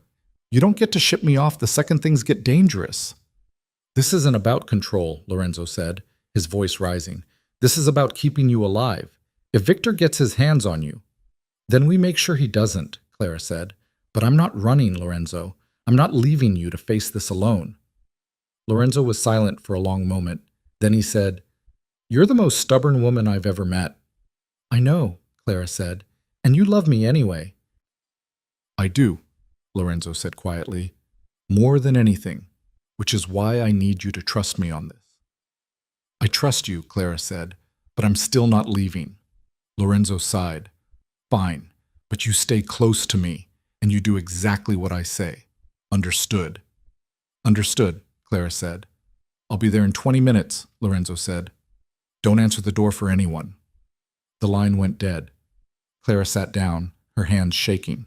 She'd just signed up for a war she didn't understand, against an enemy she'd never met. But Lorenzo needed her, and she wasn't going to abandon him, even if it killed her. Lorenzo arrived exactly 20 minutes later, looking like he'd been through hell. His shirt was torn, there was a cut above his eyebrow, and his knuckles were bruised and bloody. Clara rushed to him, and he pulled her into a fierce embrace. I thought I lost you, Clara said into his chest. You didn't, Lorenzo said. I'm right here. Clara pulled back and examined the cut on his forehead. You need to clean that. Later, Lorenzo said. He cupped her face. I need to ask you something, and I need you to think carefully before you answer. Okay. Lorenzo took a deep breath. Marry me. Clara's mind went blank. What? Marry me, Lorenzo repeated. For real. Not just for show. I want you to be my wife, Clara. Legally, officially, in every way that matters. Lorenzo, we've been together for a few weeks. I know, Lorenzo interrupted. I know it's fast. I know it's insane. But I also know that I love you, and I don't want to waste time pretending I don't. I almost died tonight, Clara. And the only thing I could think about was you, how much I need you, how empty my life would be without you. He got down on one knee and Clara's breath caught. I don't have a ring, I don't have a speech, but I have this. I will love you for the rest of my life. I will protect you with everything I have, and I will spend every day trying to be the man you deserve. Will you marry me? Clara's eyes burned. She should say no. She should tell him they needed time, that this was too fast, that she wasn't ready. But looking at him, bloody, bruised, vulnerable, she couldn't imagine saying anything but yes. Yes, she whispered. Then louder, yes, I'll marry you. Lorenzo stood and kissed her, and Clara felt the world shift. This wasn't just a lie anymore. This wasn't pretend, this was real and terrifying and absolutely right. When they broke apart, Lorenzo rested his forehead against hers. I promise I'm going to keep you safe, he said, no matter what. I know, Clara said, but you have to promise me something else too. Anything. Promise me you'll come back to me, Clara said. Whatever happens with Victor, whatever you have to do, promise me you'll come back. Lorenzo's jaw tightened. I promise. Clara wanted to believe him. She wanted to believe that love could conquer violence, that they could build something lasting in the middle of chaos. But deep down, she knew the truth. Lorenzo's world didn't make room for happy endings, and the war with Victor Castellano was only beginning. But they spent the rest of the night planning. Lorenzo called his most trusted people, Marcus, his lawyer James, a woman named Sophia, who apparently handled his finances. They gathered in the penthouse's study, and Clara sat quietly in the corner, listening. Castellano has 40 men, Marcus said. Maybe more. He's been recruiting. We have 30, Lorenzo said, but ours are better trained. Numbers still matter, Sophia said, especially if he brings in outside help. He won't, Lorenzo said. Victor's too proud. He wants to handle this himself. That's an assumption, James warned. Assumptions get people killed. Then we make sure we're ready for anything, Lorenzo said. He looked at Clara. Which means Clara stays here, with round-the-clock security. Clara opened her mouth to argue, but Lorenzo held up a hand. This isn't negotiable. I need to know you're safe so I can focus on ending this. Clara wanted to fight, but she saw the desperation in his eyes. He was barely holding it together, so she nodded. Okay. Okay, Lorenzo repeated. He looked relieved. Sophia, I need you to move our assets offshore. Everything liquid. If this goes south, I want Clara taken care of. Lorenzo, Clara started. Please, Lorenzo said. Just let me do this. Clara fell silent. The meeting continued for another hour, and by the end, Clara's head was spinning. Contingency plans, escape routes, safe houses. It sounded less like a business and more like a military operation. When everyone finally left, Clara and Lorenzo were alone. He poured himself another drink, and Clara noticed his hands were shaking. You're scared, she said. Terrified, Lorenzo admitted. I've been in fights before. I've dealt with rivals. But never like this. Victor wants me dead, Clara, and he's not going to stop until one of us is gone. Clara crossed the room and took the glass from his hand. Then we make sure it's him. Lorenzo pulled her close. I don't deserve you. Probably not, Clara said. But you're stuck with me anyway. Lorenzo laughed, the sound rough and pained. I love you. I love you too, Clara said, and she meant it. Despite the fear, despite the danger, despite everything, she meant it. They went to bed that night holding each other, both of them knowing that tomorrow might bring violence, might bring loss, might bring an end to everything they'd started to build. But for now, in this moment, they had each other. And Clara held on to that with everything she had. Botab. The next 2 days were a blur. Lorenzo barely slept, constantly on the phone or in meetings with his people. Clara tried to stay out of the way, but the tension was suffocating. Marcus stationed guards outside the penthouse, and Clara wasn't allowed to leave. She felt like a prisoner, even though she knew Lorenzo was trying to protect her. On the third day, Lorenzo came to her looking grim. It's happening tonight, he said. Victor's making his move. We have intel that he's planning to hit one of my locations. We're going to be ready. Clara's stomach dropped. Where? A club in Brooklyn. One of my legitimate businesses. Lorenzo took her hands. I need you to stay here. No matter what happens, you stay here until I come back. Lorenzo. Please, Clara, Lorenzo said. His voice broke. Please. I can't do this if I'm worried about you. Clara nodded, her throat too tight to speak. Lorenzo kissed her, long, deep, desperate, and then he was gone. Clara spent the next hours pacing. She tried to read, tried to watch TV, tried anything to distract herself, but all she could think about was Lorenzo walking into danger, possibly walking to his death. Her phone buzzed. A text from an unknown number. If you want Lorenzo to live, come alone. Pier 17. 1 hour. Tell no one. Clara's blood ran cold. She stared at the message, her mind racing. It was a trap. It had to be. But what if it wasn't? What if this was the only way to save him? She tried calling Lorenzo. No answer. She tried Marcus. Nothing. She looked at the message again. Tell no one. Clara made a decision she knew she'd probably regret. She grabbed her coat, slipped past the guard in the hallway while he was distracted by a phone call, and headed for the elevator. She had no plan, no weapon, nothing. Just a desperate hope that she could somehow make a difference. The cab ride to Pier 17 felt like it took both seconds and hours. Clara paid the driver and stepped out into the cold night air. The pier was dark, abandoned looking. She walked slowly, her heart hammering, until she saw a figure standing by the water. Victor Castellano turned to face her, his smile cold. Mrs. Moretti, right on time. Clara's hands clenched into fists. Where's Lorenzo? Safe. For now. Victor stepped closer. You're braver than I thought. or stupider. I haven't decided which. What do you want? Clara demanded. I want Lorenzo to suffer, Victor said simply. And the best way to do that is to take away what he loves most. Before Clara could react, hands grabbed her from behind. She screamed and fought, but it was useless. A cloth pressed over her mouth, chemical smelling, and the world went dark. Clara woke to darkness and the smell of mildew. Her head throbbed, and when she tried to move, she realized her hands were bound behind her back. She was sitting on a concrete floor, her shoulders screaming from the awkward angle. She blinked hard, trying to clear her vision, and gradually made out shapes in the dim light filtering through a boarded-up window. A warehouse, abandoned from the look of it, from rust stains on the walls, broken glass scattered across the floor, the kind of place where bad things happen and no one heard you scream. You're awake! Clara's head snapped toward the voice. Victor Castellanos stood in the doorway, backlit so she couldn't see his face clearly. He walked closer, his footsteps echoing, and crouched down in front of her. I have to admit, Victor said, I didn't think you'd actually come. Lorenzo must have you completely fooled. Where is he? Clara's voice came out raspy, her throat dry. Probably tearing the city apart looking for you, Victor said. He sounded pleased. I sent him a photo about 20 minutes ago. You, unconscious, very dramatic. I imagine he's not taking it well. Clara's stomach twisted. Lorenzo would lose his mind. He'd do something reckless, something that would get him killed. What do you want? I already told you, Victor said.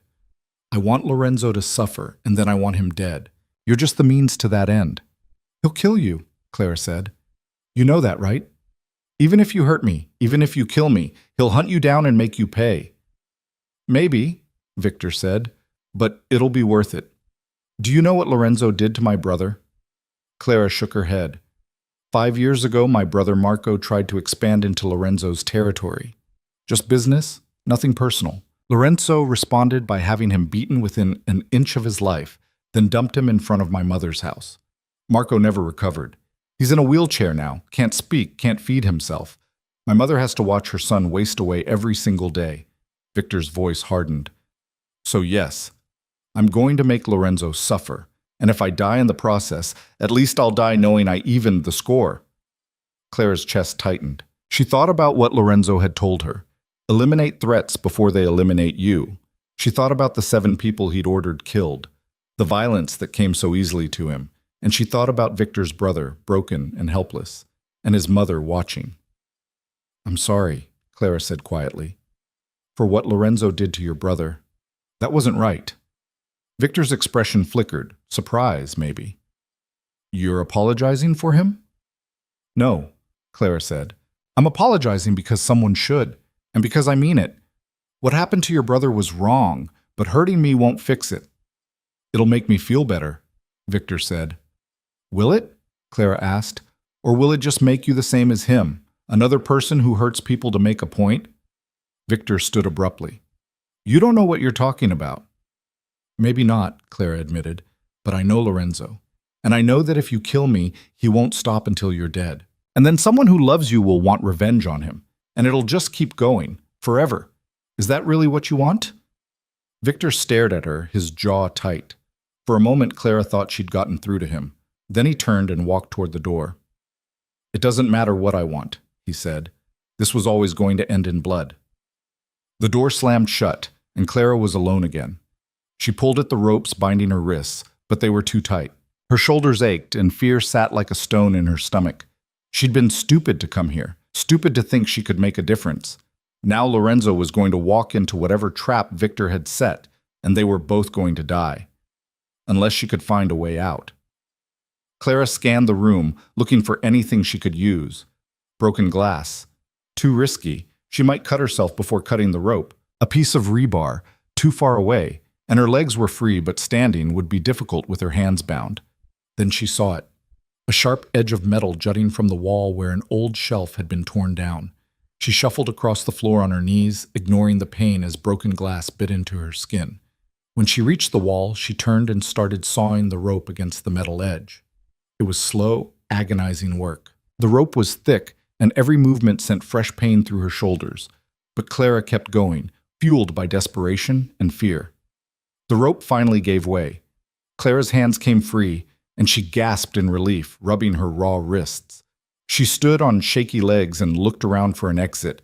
The door Victor had used was locked from the outside. She'd heard the bolt slide. But the window, boarded up though it was, might work. Clara grabbed the rebar and started prying at the boards. The wood was old, rotting in places, and after several minutes of struggling, one board came loose. Then another. Clara squeezed through the narrow opening, scraping her arms and sides, and dropped onto the ground outside. She was in an industrial area, surrounded by other abandoned warehouses. No people, no cars, no signs of life. Clara pulled out her phone, miraculously still in her pocket, and saw it was dead. Victor or his men must have let the battery drain. She started running, choosing a direction at random. Her lungs burned, her legs felt like jelly, but she kept going. After what felt like hours but was probably only 10 minutes, she saw lights. A gas station, fluorescent and beautiful. Clara stumbled inside and the attendant, a middle-aged man reading a magazine, looked up in alarm. "Lady, are you okay?" "I need a phone," Clara gasped. "Please, it's an emergency." The attendant handed her the phone behind the counter, and Clara dialed Lorenzo's number with shaking hands. He answered on the first ring. "Who is this?" His voice was sharp, dangerous. "It's me," Clara said. "It's Clara." There was a beat of silence. Then, "Where are you? Are you hurt?" "I'm okay. I got away. I'm at a gas station." Clara looked at the attendant. "Where am I?" "Industrial Boulevard and 23rd, the man said. Clara repeated the address to Lorenzo. "Victor had me in a warehouse. I don't know which one, but it's close. He's planning something, Lorenzo. He wants to kill you." "I know," Lorenzo said. His voice was tight with barely controlled fury. "Stay there. I'm sending Marcus. Don't move. Don't talk to anyone. Just wait." "Lorenzo, I love you," he said, "and I'm going to end this. Tonight." The line went dead. Clara handed the phone back to the attendant and sank onto the floor, her back against the counter. She was shaking, from cold or adrenaline or fear, she wasn't sure. The attendant brought her a bottle of water and a blanket from somewhere, and Clara wrapped herself in it, trying to stop the trembling. Marcus arrived 15 minutes later with 2 other men.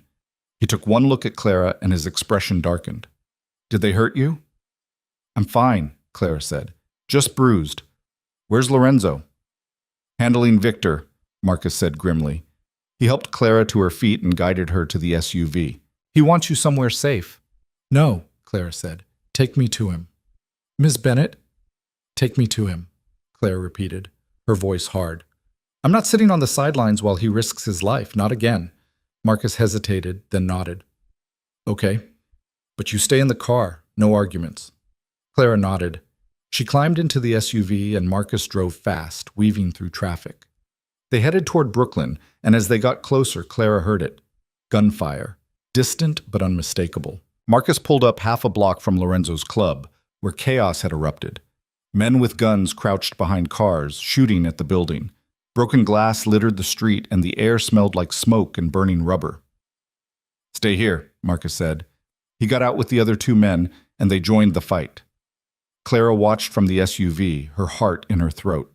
She saw Lorenzo then, taking cover behind a pillar near the club's entrance. He was shooting back, his movements controlled and precise. He looked nothing like the man who'd cooked her pasta, who'd kissed her forehead, who'd asked her to marry him. He looked like what he was, a killer. Victor appeared from the other side of the street, flanked by his own men. He was shouting something Clara couldn't hear over the gunfire. Lorenzo shouted back. They were too far apart to reach each other, but the hatred between them was palpable, even from a distance. Then Clara saw it. One of Victor's men, circling around behind Lorenzo. Lorenzo didn't see him. No one did. The man raised his gun, aiming at Lorenzo's back. Clara didn't think. She threw open the SUV door and screamed, "Lorenzo, behind you!" Lorenzo spun, but he was too slow. The shot rang out, and Lorenzo went down. Clara's world stopped. She was running before she realized it, sprinting toward Lorenzo even as Marcus shouted at her to get back. She reached him and dropped to her knees. Blood spread across his shoulder, dark and wet. "You're okay," Clara said, her voice shaking. You're okay, you're okay. I told you to stay in the car, Lorenzo said through gritted teeth. Shut up, Clara said. She pressed her hands against the wound, trying to stop the bleeding. You're going to be fine. Marcus appeared beside them, along with two other men. They hauled Lorenzo to his feet, half carrying him towards a cover. Clara stayed close, her hand still pressed to his shoulder. Around them, the gunfire was dying down. Victor's men were retreating, and Marcus's people were pursuing them. They got Lorenzo into the SUV, and Marcus drove like hell toward the nearest hospital. Clara sat beside Lorenzo, her hands covered in his blood, whispering reassurances she wasn't sure were true.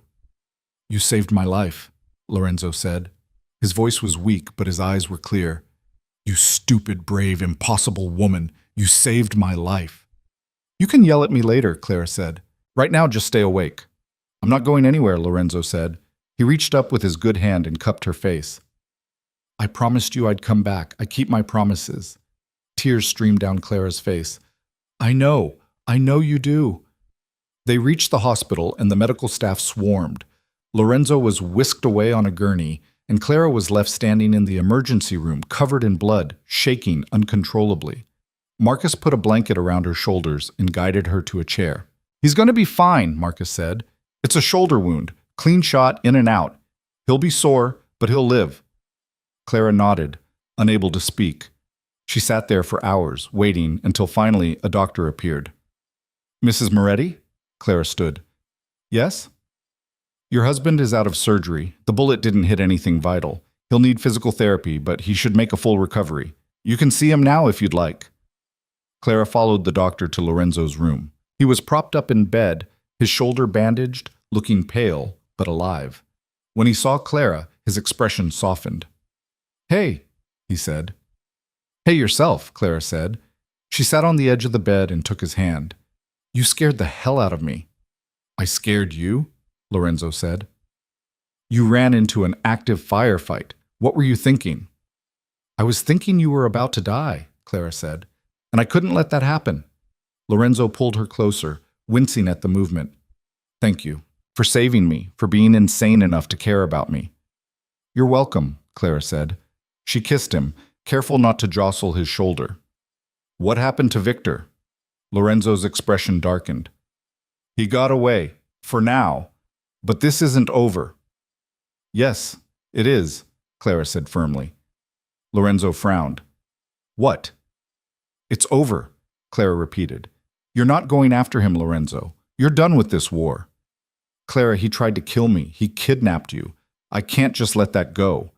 Yes, you can, Clara said. Because if you don't, it'll never end. You'll kill him, and someone who loves him will come after you, and then someone who loves you will go after them, and it'll just keep going until everyone you care about is dead. She squeezed his hand. I talked to Victor. He's not a monster, Lorenzo. He's just someone who's been hurt and wants revenge. Same as you. He's nothing like me, Lorenzo said. He's exactly like you, Clara said, and that's the problem. You're both so focused on revenge that you can't see there's another way. What other way? Lorenzo asked. I can't just forgive him. I'm not asking you to forgive him, Clara said. I'm asking you to let it go, to walk away. For me. For us. For the future we're supposed to have together. Lorenzo stared at her. She could see the war in his eyes. The part of him that wanted revenge, that needed it, battling against the part that loved her and wanted to give her what she asked for. If I let him go, Lorenzo said slowly, he might come after me again. After you. Then we deal with it, Clara said, together. But we don't start it. We don't keep this cycle going. Lorenzo closed his eyes. When he opened them again, they were wet. You're asking me to be someone I don't know how to be. I'm asking you to try, Clara said. Please. For me. Lorenzo was quiet for a long time, then he nodded. Okay, I'll let it go. Clara's breath rushed out in relief. Thank you. But if he comes after you again, I know, Clara said. You'll protect me. I know. Lorenzo pulled her close, and Clara rested her head on his good shoulder. They stayed like that for a long time, holding each other, and Clara felt something shift. The violence wasn't gone. It would probably never be completely gone. But for now, in this moment, they had peace, and that was enough. Lorenzo was discharged 3 days later. The bullet wound was healing well, and the doctor said he'd have full range of motion back within a few months. Clara took him back to the penthouse, where Marcus and Sophia were waiting with updates. "Victor's gone underground," Marcus reported. "Word on the street is he's leaving the city, permanently." Lorenzo nodded. "Let him go. If he comes back, we'll deal with it, but we're not pursuing him." Marcus looked surprised but didn't argue. Sophia handed Lorenzo a stack of papers. "The offshore accounts are set up," she said. "Everything's in order. And I took the liberty of setting up a trust for Clara in case—" "Thank you," Lorenzo interrupted. "That's good." When they were alone, Clara turned to Lorenzo. "What about your businesses? The legitimate ones and the other ones?" Lorenzo sighed. "I've been thinking about that. The legitimate businesses I'm keeping. The other ones, I'm getting out, slowly. I have partners, people who depend on me, so I can't just walk away overnight. But I'm done. No more gray areas. No more violence." Clara's eyes widened. "Really?" "Really," Lorenzo said. "You were right. I can't keep living like this. If I want a future with you, a real future, I need to change. And I'm going to, starting now." Clara kissed him. "I'm proud of you." "Don't be proud yet," Lorenzo said. "I haven't actually done it, and it's going to be hard. But I want to try. For you. For us," Clara corrected. "For us," Lorenzo agreed. What? 2 weeks later, Lorenzo took Clara to a small courthouse in Manhattan. No fanfare, no cameras, no elaborate ceremony. Just them, Marcus as a witness, and a judge who married them in 5 minutes. Clara wore a simple white dress she'd bought off the rack. Lorenzo wore a suit, his arms still in a sling. When the judge pronounced them husband and wife, Lorenzo kissed her, and it felt different from every other kiss they'd shared. It felt real, official, permanent. "I can't believe we just did that," Clara said as they left the courthouse. "Having second thoughts?" Lorenzo asked, smiling. "Not even a little," Clara said. They went out for lunch, just the two of them, at a quiet restaurant Lorenzo knew. No bodyguards, no entourage, just a husband and wife celebrating their marriage over pasta and wine. "What do we do now?" Clara asked. "Now?" Lorenzo considered. "Now we live. We figure out what normal looks like. We make mistakes and fix them. We build something that's ours." "I like the sound of that," Clara said. Over the next few months, Clara watched Lorenzo transform. It wasn't easy. He had moments where the old anger surfaced, where he wanted to solve problems with force instead of words. But he tried. He went to therapy, something Clara had suggested and he'd initially resisted. He cut ties with his more dangerous associates. He focused on the legitimate businesses, using his ruthlessness in boardrooms instead of back alleys. Clara quit her job at Dalton Consulting. She didn't need the promotion Martin had offered, didn't need the fake respect from people who only valued her because of Lorenzo. Instead, she went back to school, pursuing the degree in social work she'd abandoned years ago when money got tight. She wanted to help people, the way she'd always wanted to, and for the first time in her life, she had the resources to make it happen. They sold the penthouse and bought a brownstone in Brooklyn, something smaller, warmer, more like a home. Clara filled it with books and plants, and Lorenzo filled it with cooking equipment and bad jokes. They had dinners with Marcus and Sophia, who were dating now, much to everyone's amusement. They took trips to the estate in Westchester on weekends, where Lorenzo taught Clara how to garden and Clara taught Lorenzo how to relax. Life wasn't perfect. They fought sometimes about money, about Lorenzo's past, about Clara's tendency to take on too much, and Lorenzo's tendency to try to fix everything. But they fought fair, and they always came back to each other. 6 months after the wedding, Clara came home to find Lorenzo in the kitchen, cooking. It had become his therapy, he said, the one thing that calmed his mind. "What are you making?" Clara asked, wrapping her arms around him from behind. "Chicken parmesan," Lorenzo said. "Your favorite," Clara smiled. "What's the occasion?" Lorenzo turned in her arms. "Do I need an occasion to cook for my wife?" "No," Clara admitted, "but you look like you have something on your mind." Lorenzo's expression turned serious. "I do. I wanted to talk to you about something." Clara's stomach tightened. Okay. I've been thinking about the future, Lorenzo said. Our future. And I want to know, do you want kids? Clara blinked. She hadn't expected that question. I don't know. Maybe? Do you? I didn't think I did, Lorenzo admitted. But lately, I've been thinking about it more, about what it would be like to have a family. A real one with you. Clara's chest tightened with emotion. I think I'd like that someday, when we're ready. When we're ready, Lorenzo agreed. He kissed her forehead. No rush, we have time. Clara leaned into him, and they stood there in the kitchen holding each other, and she felt something she hadn't felt in a long time. Hope. Real, genuine hope for the future. A year after the courthouse wedding, they had a second ceremony. This one was the celebration. Friends, family, people who mattered. They rented out a vineyard upstate, and Clara wore a dress that made her feel like a princess. Lorenzo cried when he saw her walking down the aisle, which made Clara cry, which made half the guests cry. Vanessa and the other women from Dalton Consulting weren't invited, neither was Martin. Clara had run into him once, months earlier, and he'd tried to apologize for how he'd treated her. Clara had looked him in the eye and said, I don't accept your apology, but I forgive you anyway. Not for you, for me, because holding on to that anger isn't worth my time.